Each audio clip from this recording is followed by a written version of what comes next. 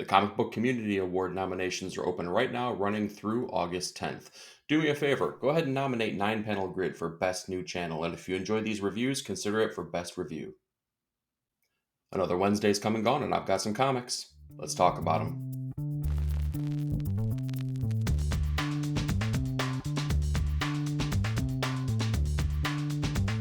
Hey, welcome to 9 Panel Grid. This week we've seen hitchhiking corpses, the reemergence of cosmic entities, and Atlantean royalty. But we're going to kick things off this week with Briar number 7, written by Chris Cantwell with artwork by Alex Linz. Now, this is the penultimate issue to the second volume of this series, and I gotta say, it feels like this series needs a little bit more room to breathe. That's not downplaying anything that the series has done because I think it's one of the more undersung series that are out on stands right now. But with only one issue left, it feels like we have a lot left to resolve. So I'm very much hoping that this is very seriously only the penultimate issue of the volume as opposed to the series, because this issue sees really Briar and her friend Spider butting heads more often than not throughout the entirety of the issue. It's a great character look at both of these people as Briar is really starting to see that society and her friends are really kind of turning their back on her as they're seeing that maybe the fairy godmother character is more right than wrong, saying that she is a curse upon the land. Knowing the hero's journey and the arc that this character is taking, like that can't be true. There's no way that could be true. But man, what a twist that would be. But she's really struggling with trying to get people on her side, and you can tell that she's being drugged down into this notion that she quite possibly could be the curse upon the land. Really great character study, really great look into the psyche of these characters, and I'm really excited to see where this series is going to wrap up at because, like I said, there's a lot that's left to be done here with our main character, Briar Rose, all of the supporting characters. We're starting to see some of the pieces of the puzzle come back together as this team should be reuniting here.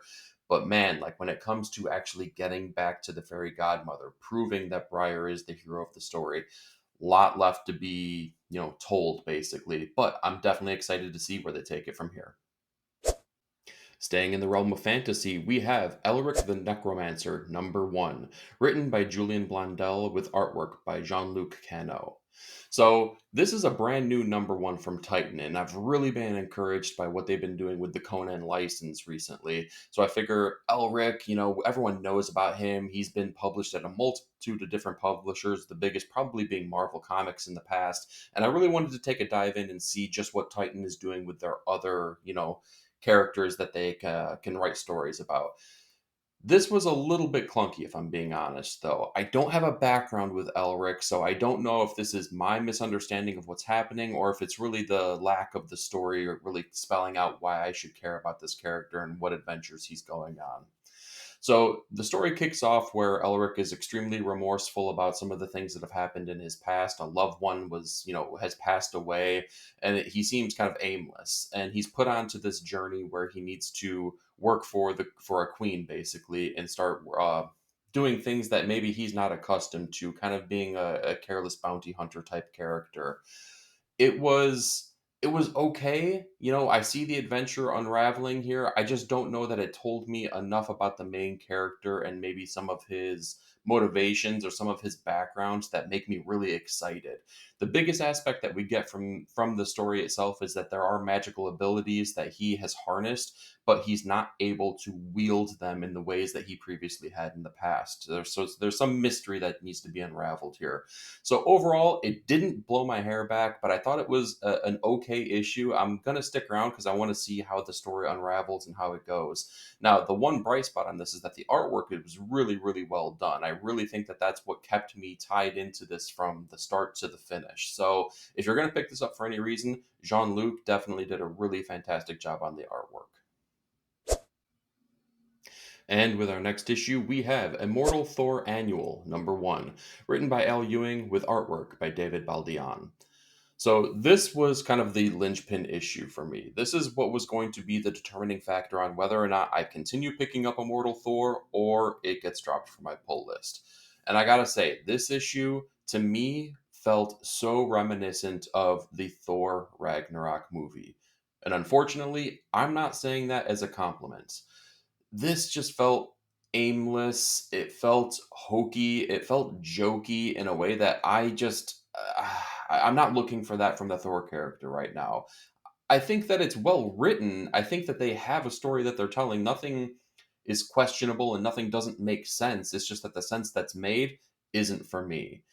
This story primarily revolves around Thor and his search for the Power Stone, the Infinity Gem, in his search for a way to battle these like ultra god beings. He needs an extra power as his Thor power and his Odin force just aren't enough to muster the might needed to take them on. In this journey, we meet kind of the human personification of that Power Stone, and he is kind of like this himbo character that it's kind of boring. It's an old trope, and I've lost all interest in this story, which is so unfortunate because it started off so strong and it had so much to say. Especially seeing that they put the Immortal moniker on this, that this was supposed to be the Immortal Hulk version for Thor, and it just doesn't feel that way. It's had bright spots, but unfortunately, I feel like it has had less so than needed to keep my interest on this. So, Immortal Thor Annual #1, unfortunately, didn't do it for me, but if I'm wrong, do me a favor. Leave me a comment down below. Let me know your thoughts. Next up, we have Into the Unbeing #2, written by Zach Thompson with artwork by Hayden Sherman. So let's start right there. Hayden Sherman's artwork in this is fantastic, and I feel like he's channeling Jeff Darrow, not in the way that he's cramming so many details into each page that it makes your eyes dilate, but in that he's taking the time to really render all of the small details in every page that really make it worthwhile and making sure that you look at all of the details as you turn each and every page. Really fantastic stuff, really great detail, really great color work as well on this. It's really fantastic where it could be muddy, especially considering that they're in a cavern through the majority of this issue. There's a lot of good work where like they're playing with like the darks and the lights and really playing with cool color palettes on this. Really good stuff. Now, the writing on this, unfortunately, it feels like Zach Thompson is playing in the same sandbox that he's played in a multitude of times at this point. He's kind of working over the same story and telling it in a different way over and over, and it's getting a bit tired at this point. What this really feels like to me is a story that came out a couple years ago, Dark Spaces Wildfire, that was written by Scott Snyder. And actually, Hayden Sherman had drawn that as well. So there's the parallel to it. The difference to that story is that this was a group of women firefighters here where Scott actually gave you a reason to care about them and really gave you a reason to see where their adventure was taking them and really feel for them when they were put in danger. This issue, I feel like it makes an attempt at part of that. We start seeing some of the background story on one of the scientist characters in here, but it's crazy. It's issue 2, and it almost still already feels like too little, too late. As I'm not feeling drawn in with any of these characters whatsoever. I don't care about their well being. Being that they're fictional characters, and I'm not really interested in where the story is going, with the caveats of just the mystery itself unfolding as the story revolves around them going into this cave, which really kind of feels like it's this indigenous creature of its own, this earthly manifestation of this being. As the scientists are going through and they're seeing, like, oh, some of these structures are very enamel like, like teeth. And oh, we're traveling through this system that's kind of like intestines, kind of like a living creature has. It just needs to give me that reason to care about what's happening here. There's a lot of interesting things. There's not a lot of heart behind it, though, and there's not anything that's really grabbing hold of you and saying this is why you need to follow this story through. So, Into the Unbeing #2, kind of topsy turvy for me. All right, let's talk John Constantine Hellblazer, Dead in America #7, written by Cy Spurrier with artwork by Aaron Campbell. This was a very challenging issue. Challenging in a multitude of ways because when I started reading this issue, it really felt like a chore. And every single issue of John Constantine Hellblazer so far, written by Simon Spurrier, has been that. It's been challenging. He is a verbose writer, and he definitely puts more words on the page than a lot of writers do. The thing is, though, I had to go back and read this a second time, and it felt way more fulfilling knowing what's happening and knowing what he's trying to get across. John Constantine himself can be an overly verbose character. He definitely likes to have his voice be heard, basically, right? He has a lot of bravado. So it makes sense that there is a lot of narration coming from the book itself and him as a character. The book became more enriching the further into the individual story you got, though. And I think that also kind of is something that you can say about the series overall as well. It's had a very episodic notion to each and every one of these issues, albeit I think as I look back from issue 1 all the way through issue 7 now, I'm starting to see the overall arc a little bit better, and I'm starting to see some of the character choices a little bit better. So this issue seems like a microcosm of the whole series. Now, this issue is all about John basically hitchhiking as his band that he was with has been basically they thought he was dead and gone. So now they have split up here. He is trying to make his way back to them and trying to get Sandman's sand for him one more time. And he teams up with this unlikely character, this unsavory character, and you kind of see them band up a little bit, and you kind of see, John's team ups are never truly really team ups. There's more to the story here, whether it be that they're more than just a team or maybe less than a team here. So really interesting aspects, a really good character development kind of issue here for John as we see him battle through some of the things that he's dealing with, seeing that he's not really alive and not really dead right now, and definitely furthering the story as he gets closer and closer to the sand. The other aspect, and this is just a me thing, but I love seeing this, when a story takes place right in my neck of the woods, being in the Redwoods area of California, I don't know. It kind of tugs at the heartstrings. And I love the little nods to the Winchester Mystery House that they throw into this. Really great stuff here. I loved it. So, John Constantine Hellblazer, number 7. Really great issue, really challenging. Take your time with it, but I think it'll be worthwhile. Let's talk Man's Best number 5, written by Pornsak Pinchot with artwork by Jesse Lonergan. This has been an interesting story as it's primarily revolved around these 3 pets, these support animals in a near future landscape where Earth is kind of met its demise, and humanity is looking for a new place to live. And they've kind of been out on their own adventure throughout the entirety of this series as their caretakers, the humans, had been attacked, and they've been split up this entire time here, and they've worked their way trying to find the scientists that they were with previously. And it's all been a homeward bound esque story. I think I've said that probably with every issue now, but it's very true. It's them trying to find their way home and trying to learn more about themselves as the leader of the group tries to be a leader, and trips over their own feet but learns through those mistakes. And same thing with the hard-headed characters, and the headstrong characters. They all see their strengths and weaknesses, and they form bonds based on that stuff, and they become a better as a whole as they are as individuals. So it was a really heartwarming story here, but overall, with this issue and with the series, it's been really up and down. I feel like the writer really knew where they wanted to start, and they really knew where they wanted to end with each issue and with the series overall. But the in between parts were kind of just like painting by numbers, filling in the blanks and saying, okay, we know where we got to go, so let's get there. And the getting there part, the journey of the story, kind of a letdown. The ending of the story is really great. The ending of every issue is really great. It's what kept its hooks in me, is each one left on a cliffhanger, with this being the exception considering it's the end. But the middle part of the journey kind of left me wanting more, basically. What didn't leave me wanting more, though, is Jesse Lonergan's artwork, because man, this is fantastic work. And when I say artwork, it's kind of all encompassing, right? Because he did the pencils, he did the layouts, he did the inks, and he did the colors.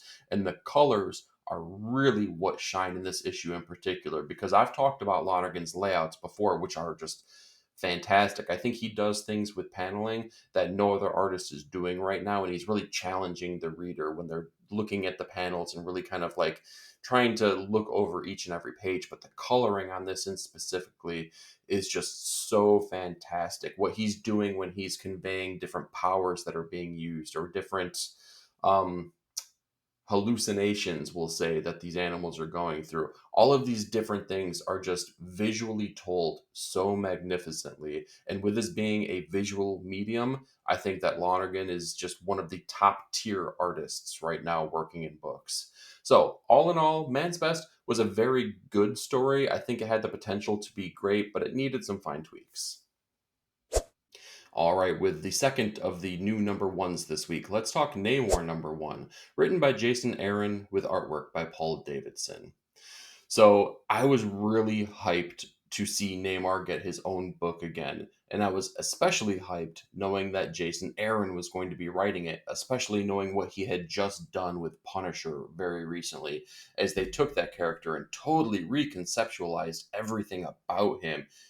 That was a very controversial story, but I think overall it was a very enriching, engrossing story. And I was really hoping to get that with Namor number one. With a setup like that, you could probably assume that I'm going to say, did it reach that? No, not quite. I feel like they got the characterization of Namor mostly done pretty good, but there's enough mystery left that I'm not quite sure what has put Namor in the headspace that he's at right now, where he is not necessarily sure of himself, or he is it's not necessarily that he's not sure of himself, but he's extraordinarily defeated as a character. So the story is all about Namor basically doing time in prison. He has self exiled himself from Atlantis. He has exiled himself from being a ruler. He has exiled himself from using his powers. So he's in prison right now, and he's just dealing with all of the strife and emotion and the things that, quite honestly, the guards are putting him through. So that's an interesting premise, but we don't necessarily get any information as to why, what's happening with this, what has caused all of this. What we do get is a really interesting backstory on Namor as a child, as we've seen him go through some of the trials and tribulation of being heckled and ridiculed as kind of being not of the Atlantis people, but kind of like half in their world, half not. So we've seen how has dealt with that in the past, and it's in a very Namor-esque way, which was very exciting because that's what we anticipate. What we just don't get is that from the future or the present day version of him. So it's enough to explore. It's very interesting. I think that it definitely needs maybe one or two more issues to really flesh out the idea of where we're at, though. So I'll be along for the ride, and we'll see where Jason Aaron can take this. And with our third new number one this week, let's talk Phoenix number one, written by Stephanie Phillips with artwork by Alessandro Miracolo. This was very surprising. I have tried to temper my expectations for every book along the X line because I feel like maybe as a comic book collecting and reading community, we were a little bit spoiled by the relaunch of X Men at the onset of Krakoa with House of X and Powers of 10. And to give that again maybe feels like it would be a misstep, but also what we've received so far has equally felt like a misstep, as it's been a very back to basics kind of look at the X-Men. But this book, man, I was pleasantly surprised. I really enjoyed the narrative. I really enjoyed Jean's kind of exile from the X-Men as she goes on to kind of look at things from a cosmic aspect as opposed to a localized, Marvel universe like New York City kind of aspect. Really cool, especially being the harbinger of the Phoenix power. It should be that way. She should be a cosmic entity doing cosmic level things. So really, really great look at that character, really great approach for that character. And I think that Stephanie Phillips, this might be my favorite introductory issue, I should say, that she's done with anything. I really like her voice for Jean. I really like the interactions between her and Scott as she's kind of helping navigate these cosmic level threats. The one in this issue being a black hole that's opened up that threatens this intergalactic prison full of prisoners. One of them being a character we haven't really seen since, gosh, the late 90s in the Thor run that was written by Dan Jurgens. Being that I collected that series back in the day, man, that was really awesome seeing that reintroduction of the character. Being that it's been so long since we've seen him, and he was such a high level threat at that time.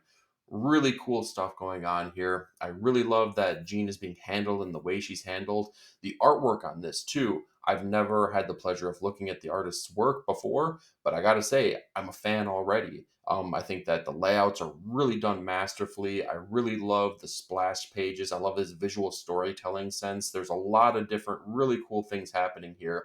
The only downside, I would say, and it's a very slight downside, is that yes, I know this is called Phoenix, and I know that Phoenix is all about fire, but man, this book is so orange. Everything is so orange everywhere, and I feel like there was a lot of opportunity that they could have played with a lot of different color palettes and brought a lot of contrasts to the pages here. And they kind of do that from an aspect of like everything outside of the Phoenix Force and then everything with the Phoenix Force. But I think there was things that you could have done within the actual panels themselves when both entities are kind of together to really make those pages pop. Minor gripe, but I feel like there could have been more here. But overall, Phoenix #1, man, like super, super good issue here. I can't wait to see where they take this from here on out. All right, after the hype that we got from Absolute Power #1, Superman #16, written by Joshua Williamson with artwork by Jamal Campbell, must have reached those same heights, right? Right? Kind of. This issue really struggles from what every single tie-in issue to every single event does. It's just like a kicking the can down the road kind of issue. What does this all matter? What does this all mean? This issue picks up directly from the biggest event from the Absolute Power #1 issue, where you see that Clark has been shot, which shouldn't be a thing that happens, considering that he is the almighty Superman. Bullets are supposed to be bouncing off of him. Well, these didn't. These went right through, and he's feeling the injury, and he's dealing with very human ramifications that come along with that. So the story really takes that one aspect and drags it out almost throughout the entirety of the issue. We also see some of the other superheroes as they try to get together to kind of reband and figure out, okay, what is Amanda Waller's next step? What are they going to be doing next? How the heck are they going to be able to combat this when their superpowers are being depleted? Cool notions, just not a lot of stuff going on here. And I gotta say, the cliffhanger of this issue was absolutely confusing. It had me befuddled, and I don't want to give away too much, but what I will say is if Amanda Waller is able to do things with technology that we've already seen her do, which kind of like kicks off Absolute Power, why the heck are we going to be leaning on technology to also solve that crisis? Doesn't make sense to me. So overall, Superman #16, kind of a befuddled, bit of a mess of an issue here. But I'm not going to hold that against it because it's a tie-in issue. And next up, we have Ultimate X-Men #5, written and drawn by Peach Momoko. This continues to be one of the more exciting and yet confusing books in the new Ultimate line. It feels totally detached from everything else that's happening in the Ultimate line, but at this point, especially now that we're 5 issues in, I seeing that being more of a boon than something that I should be holding against this book. It feels very different than an X-Men book normally does, but we're starting to see some of the pieces be put together here. In fact, in this issue alone, we're starting to really explore the notion of what it is to be a mutant and what makes a mutant in the Ultimate Universe. Not only that, but we're starting to explore some more of the lore behind that, not only with mutants in general, but some of the lore with magic and some of the lore with the universe itself. A lot of cool things going on with this. This was kind of an exposition type of issue, but I think it was done in a really masterful way. I think that Peach Momoko, love or hate her, I think that she has carved out this really cool niche for her in the big two comic book storytelling way. And I'm excited. Like, this has still got me interested. It's still keeping enough mysteries moving along here while also kind of, pulling you along and giving you little bits and pieces of everything that's going on to keep you interested.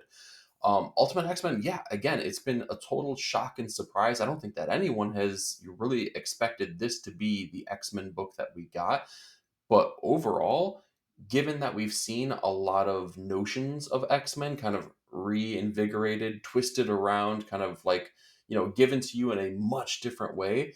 It's really excited. And I think maybe part of it is that you just need to let yourself let go of some of the things that you would expect from that and really kind of live in this world a little bit. Once that happens, at least for me, I started enjoying this series more and more each and every issue. All right, I never expected myself to be saying this, but let's talk about Witchblade #1, written by Marjorie Bennett with artwork by Giuseppe Cafaro. Man, I remember being a kid of the 90s and loving what Top Cow was putting out with all of the books that they had, all the lore with the Witchblade and with the darkness and all the things, all kind of the yin and yang of all that. And man, like I'm excited so much that they're bringing this property back because there's so much more to explore with this, and they can reconceptualize it so well with a modern audience. And that's really what they do in this first issue. Nothing is necessarily surprising, and nothing is a total reinvention of what we've gotten, but it's really just a retelling of some of these characters that, if you're kind of my age range, you've grown up and really loved and cared about. Sarah Pazzini is reintroduced. We get Kenneth Irons.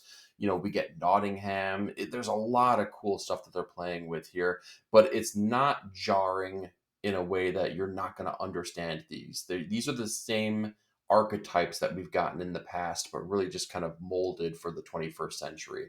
Really cool way to look at things. And I think that the reintroduction of these characters are done in a really fantastic way, especially knowing some of the notions that we will be getting through in the future with some of the things that I talked about with like the lore of the Witchblade and the lore of the darkness and how they combat, but also they're kind of one and the same. I can already see seeds of things being planted that are really exciting here. I can't wait for things to play out. In this issue, it really truly is introductory. We see Sarah Pazzini working through some of the things as she's a police officer now, but we get a backstory about how she's tried to find meaning in her life outside of being an officer because her father was there but lost his life on the line. Um, really cool stuff here, and we kind of see eventually, of course, we see the Witchblade kind of come to her and take her, and she manifests all of its powers. Really cool things here. Seeing that we talked about Phoenix just a couple issues before, I can see this series potentially taking on some of those same aspects as well. I can't wait to see what Bennett's going to be able to do with all of the power and all of the capability that the Witchblade brings along with it. And I really hope they explore that in a big, bold way because there's a lot of meat on that bone that they can play with. The artwork on this, it's so funny because it's reminiscent of that 90s feel. It's got that Silvestri and Michael Turner feel to it. However, it's just modern and it's bold. And I think the colors really complement it so, so well.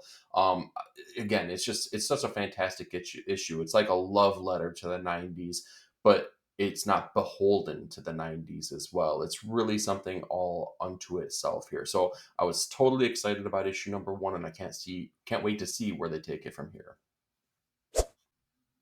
And with our runner-up pick of the week, we have Redcoat #4, written by Jeff Johns with artwork by Brian Hitch. This just continues to be one of the most fun books that comes out month over month at this point, and I love the characterization that they have in this.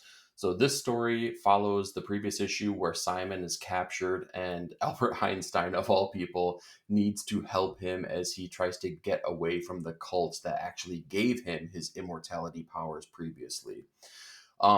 This is just such a cool, fun exploration of historical events and historical characters. I shouldn't say characters because they were real, but characters within this book as it kind of takes things and twists them on their head and like gives you things that you just never anticipated whatsoever.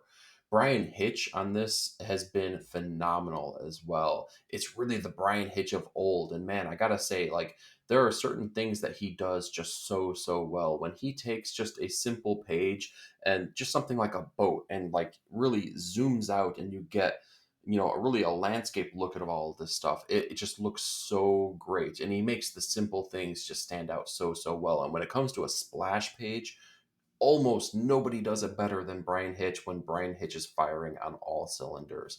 The last page of this book in particular is stunning, and I want to show you so bad, but it's so spoilery, so I can't do it. But if you've read it, you know, and if you know, you know.